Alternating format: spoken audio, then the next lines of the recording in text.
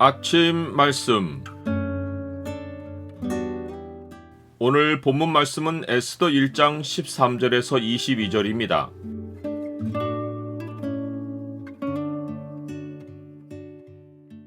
죄가 사해지지 않은 곳에 인간관계 해결은 없다. 오늘 본문을 죄의 창으로 보면 세상이 가정의 질서를 위해 사용하는 것이 무엇인지가 보입니다.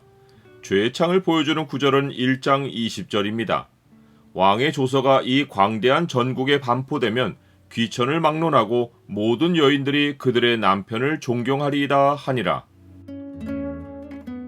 아하수에로 왕은 왕후 와스디가 왕명을 거부하고 잔치에 오지 않아서 자신의 위신이 땅에 떨어진 것에 분노하여 왕후에게 형벌을 내릴 법령을 모색합니다.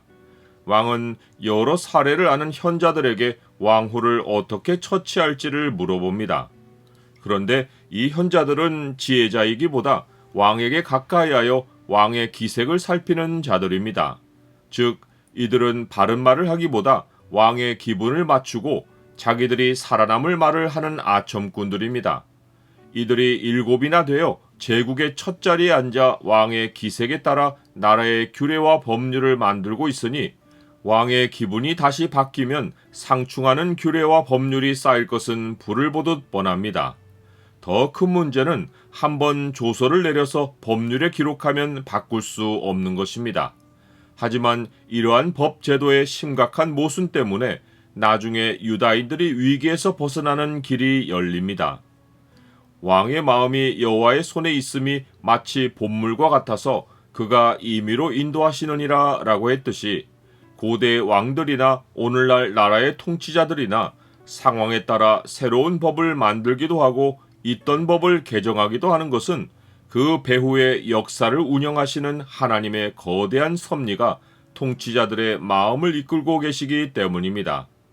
지혜로도 못하고 명철로도 못하고 모략으로도 여호와를 당하지 못하느니라 라는 진리처럼 사람이 완벽을 추구하든지 모순 덩어리든지 상관없이 하나님이 하고자 하시는 일을 거스르지 못합니다. 아하수에로 왕의 현자들 가운데 대표자인 무무가는 왕후 와스디의 행위를 개인의 행위로 보지 않고 왕의 각 지방의 관리들과 무백성에게 잘못한 행위로 확대합니다. 그러면서 왕후의 행위의 소문이 모든 여인에게 전파되면 그들도 그들의 남편을 멸시할 것이라고 말합니다.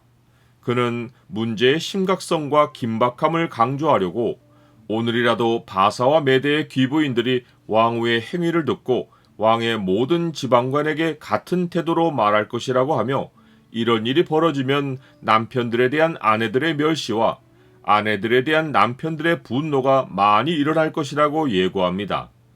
그는 모든 이란 말을 여러 차례 써서 왕으로 하여금 이 사안이 보통 일이 아니라고 느끼게 만듭니다. 이것은 자기가 내놓는 해법에 왕이 적극적으로 동의하도록 유도하는 장치입니다. 또 다른 장치는 아하수에로 왕이 왕후의 아리따움을 왕의 부함과 혁혁한 위엄을 과시하는 방편으로 사용하려 한 줄을 알고 자신의 해법 말미에 와스디보다 더 나은 여인에게 왕후의 자리를 주라는 말을 끼워 넣은 것입니다.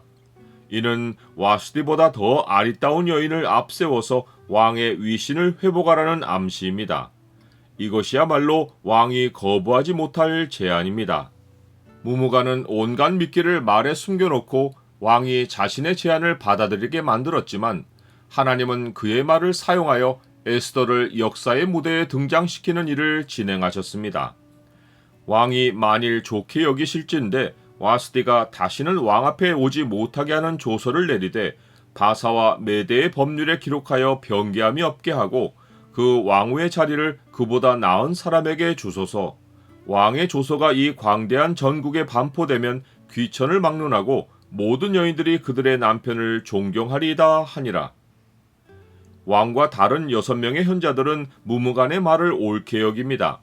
이는 말이 옳아서가 아니라 그들 모두가 집에서 아내와의 갈등을 현실로 느끼고 있기 때문입니다. 왕만 아니라 현자들도 와스디의 사례를 계기로 남편이 집을 주관하는 법을 만들어서 평소 아내와 겪는 갈등을 해결하고 싶어 합니다. 그 결과 실제로 왕이 각 지방 각 백성의 문자와 언어로 모든 지방에 내린 조서를 보면 남편이 자기의 집을 주관하게 하라라는 법령이 적혀 있습니다. 나는 가정의 질서가 법으로 세워진다고 생각합니까? 아담과 하와가 죄를 지은 후 하나님은 여자에게 너는 남편을 원하고 남편은 너를 다스릴 것이니라 라고 형벌을 내리십니다. 여자가 남편을 원한다는 말은 여자가 남편을 소유하여 자기 뜻대로 통제한다는 뜻이고, 남편이 여자를 다스린다는 것은 남자가 권세로 여자를 부리려 한다는 뜻입니다. 남녀 갈등은 죄 형벌의 결과입니다. 이 문제를 법으로 해결하려는 것은 죄를 더 죄가 되게 하는 것입니다. 가정의 질서는 남편과 아내가 하나님을 알므로 알게 된 사랑으로 세워집니다. 이와 같이 남편들도 자기 아내 사랑하기를 자기 자신과 같이 할지니 자기 아내를 사랑하는 자는 자기를 사랑하는 것이라.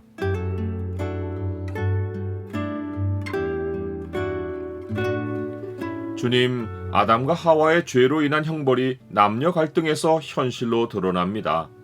감정의 사랑으로 잠시 형벌에서 벗어나는 듯하지만 죄가 사해지지 않은 곳에 관계 해결은 없습니다. 죄를 사해 주시고 참사랑을 알게 해주셔서 감사합니다. 예수 그리스도 이름으로 기도드립니다. 아멘.